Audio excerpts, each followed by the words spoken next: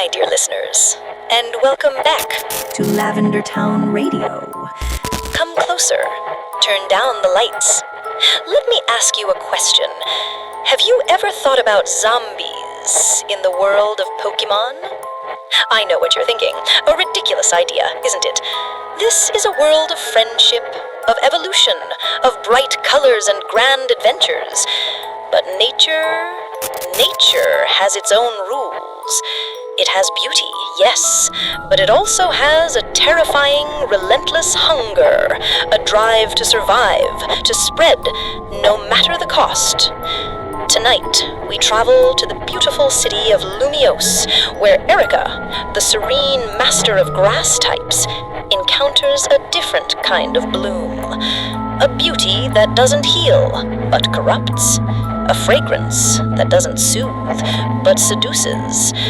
A garden that doesn't want sunlight, it wants you.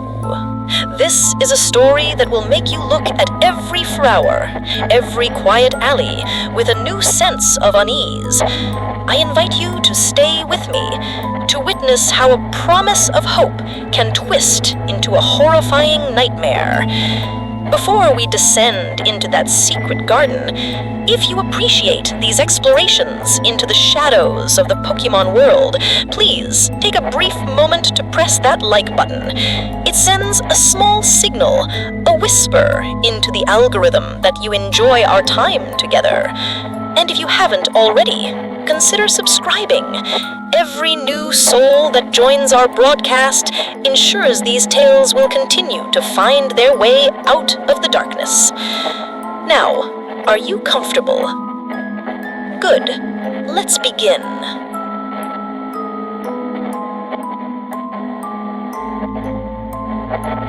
I have always believed that every flower tells a story. A red rose speaks of burning passion, a white lily of purity, a wild daisy of quiet resilience. As someone who has dedicated her entire life to the art of Ikebana, my duty is to listen to those stories and arrange them into a harmonious poem. My philosophy is simple. Cherish natural beauty, unforced and unpretentious. Perhaps that is why I have always felt a special connection to Lumiose City. On the surface, it is a splendid metropolis, a masterpiece of man-made architecture. But if you slow down, if you truly look, you will see that nature always finds a way to tell its story. Graceful vines embracing ancient buildings, colorful vertical gardens reaching for the sky, patient rows of platanus trees lining the boulevards. Here, the artificial and the natural are not in opposition. They are dancing together. My trip to Kalos this time was not for a vacation. I came as a guest of honor for the Lumiose Autumn Festival, a week-long event that combined an artistic floral exhibition with the enchanting atmosphere of the upcoming Halloween. I was invited to give a presentation on the serenity of Ikebana and to serve as a judge for a flower arranging competition. It was an honor. On my first night in Lumiose, after my presentation, I decided to take a walk alone. The festival atmosphere was intoxicating. The streets were lit by thousands of jack-o'-lanterns shaped like smiling gorgeist. Children in Gengar and Mimikyu costumes ran past, their laughter echoing in the cool air. Everyone was immersed in a joyful play of ghosts and candy. I, in my wisteria-colored silk kimono, was perhaps the only one not in costume, but I did not feel out of place. I was simply an observer, quietly enjoying the city's symphony, and then I saw her. The little girl was huddled in a hidden corner of a small plaza, where the festival lights did not reach. She wore no costume, just old, tattered clothes. In her arms, she held a small bouquet of wildflowers, daisies and dandelions that had already begun to wilt under the electric lights. She was trying to sell them to the passers-by, but in the festive excitement, no one noticed a small lost flower like her. There was a sadness in her eyes, a weariness that did not seem to belong to a child. But in the way she held those flowers, I saw a reverence, a connection. I drew closer. The presence of a gym leader, though I tried to conceal it, still seemed to exude a certain dignified aura. The girl, who had been looking at the ground, sensed someone standing before her and slowly looked up. She was in awe. Her eyes widened, staring at my kimono, at my hairpins, at the tranquility I carried with me. The sadness on her face vanished for a moment, replaced by pure wonder.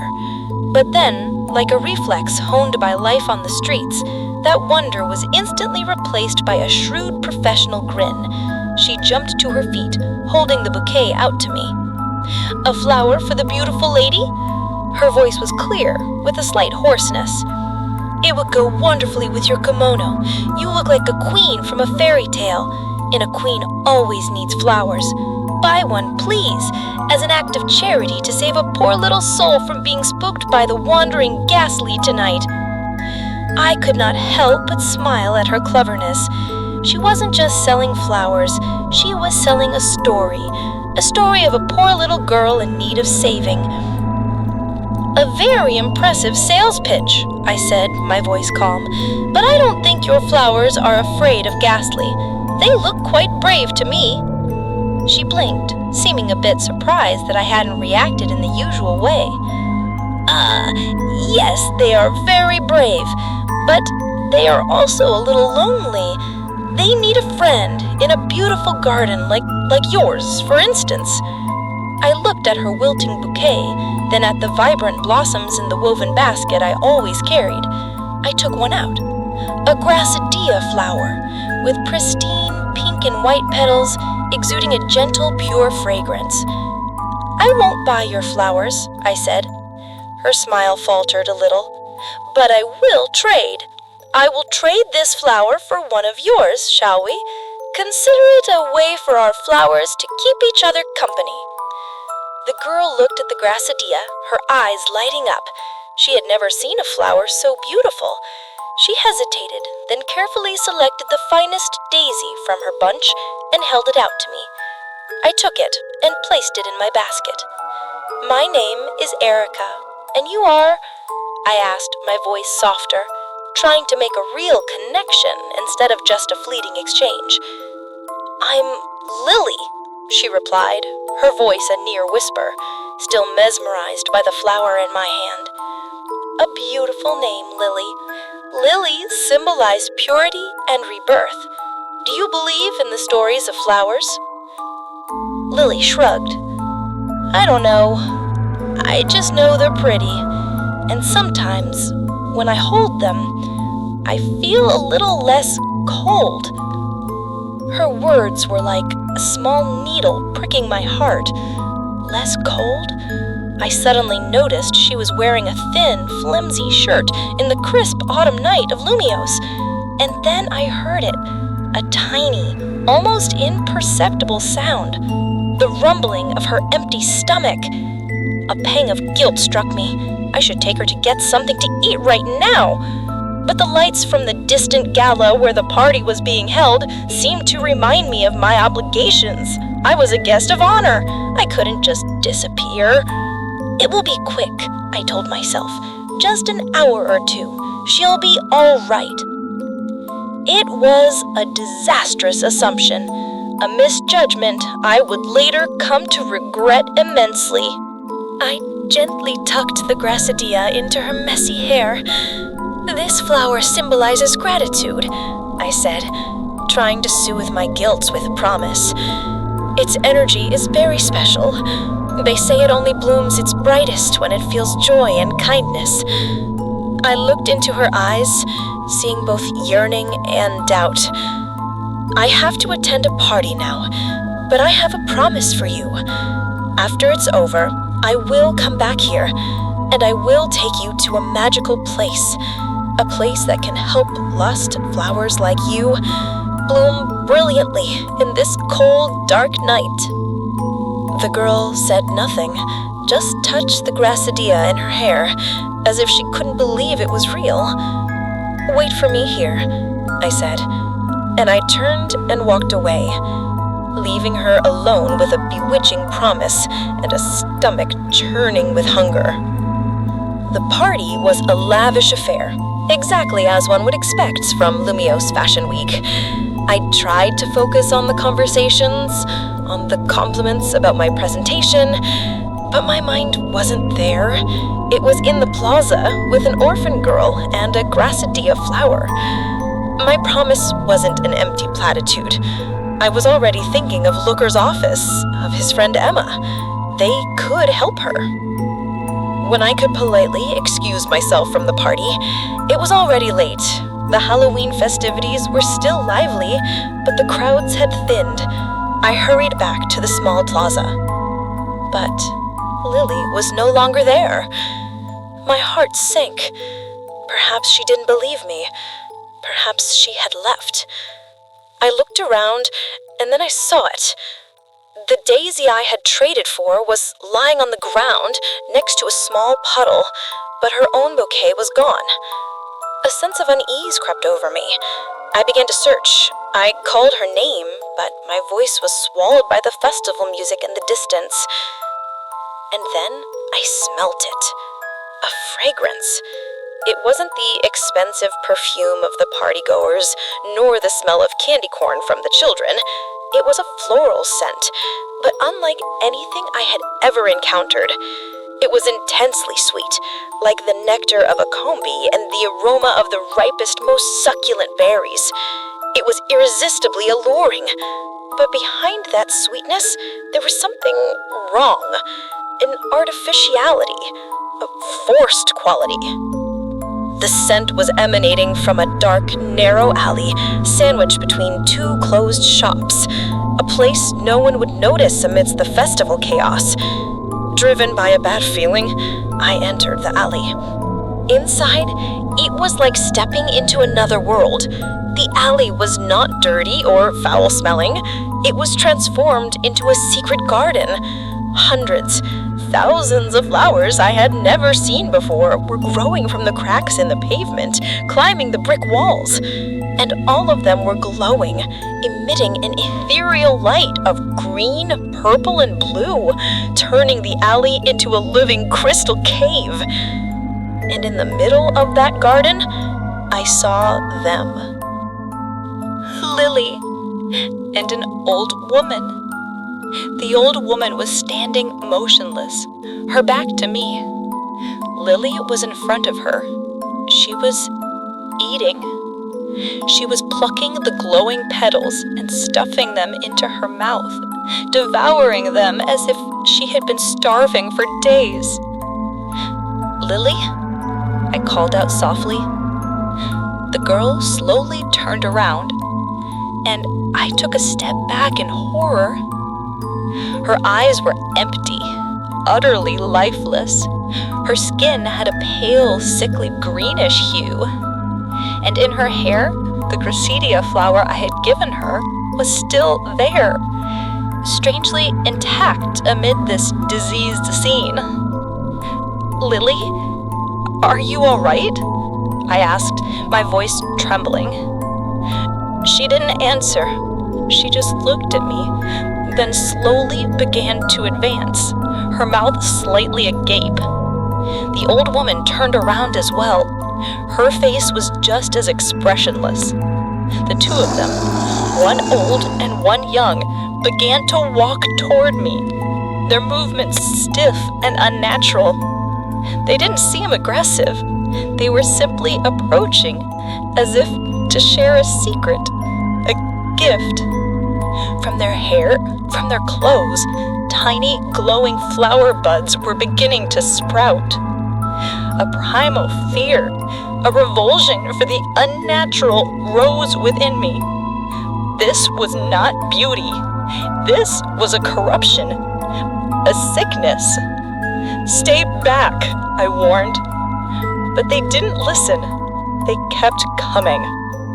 I backed away, my hand already on a Pokeball. I didn't want to hurt them, but I couldn't let them touch me. Just as Lily was a few steps away, a shadow burst from my Pokeball without my command. My Vileplume appeared, standing protectively in front of me. It was one of my most sensitive Pokémon, and I could feel its disgust.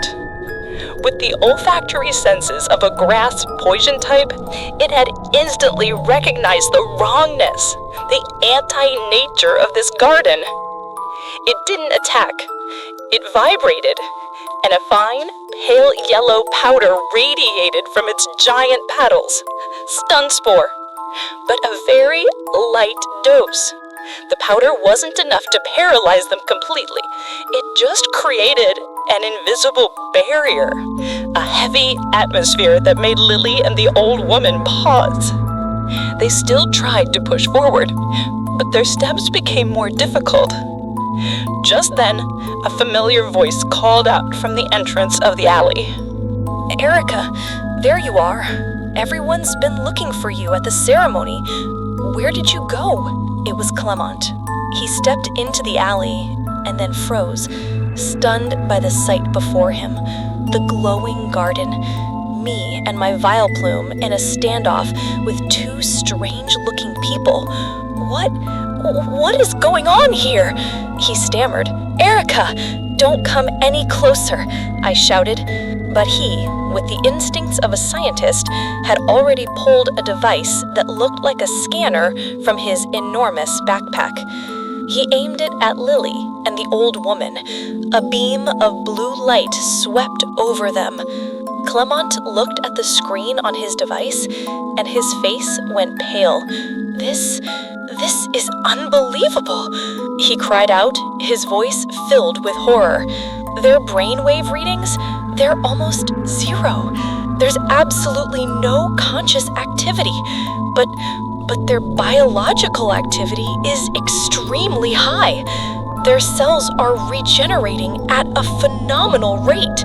He zoomed in on the analysis. Their nervous systems, they've been invaded by some kind of hybrid plant cell. They've bonded with their spinal cords and brains. They're not thinking anymore, Erika. They're just existing, like plants. He took a deep breath, and there's a strange pollen being released from their bodies. According to the initial analysis, if inhaled in a large enough dose, it could do the same thing to us. I looked at Lily and the old woman. They weren't people anymore. They were hosts, walking gardens for something horrifying, and we were trapped in this alley with them. Around us, the glowing flowers seemed to shine even brighter, their scent growing ever more potent. I had the feeling that they were rejoicing. They had just found new prey. There was no escape. This confrontation couldn't be solved with a battle. How can you fight something that used to be human? How can you save them when their own bodies have become the enemy? Silence fell over us, broken only by the faint hum of the glowing flowers and our own heavy breathing. I looked into Lily's empty eyes, and I felt an absolute crushing sense of deadlock.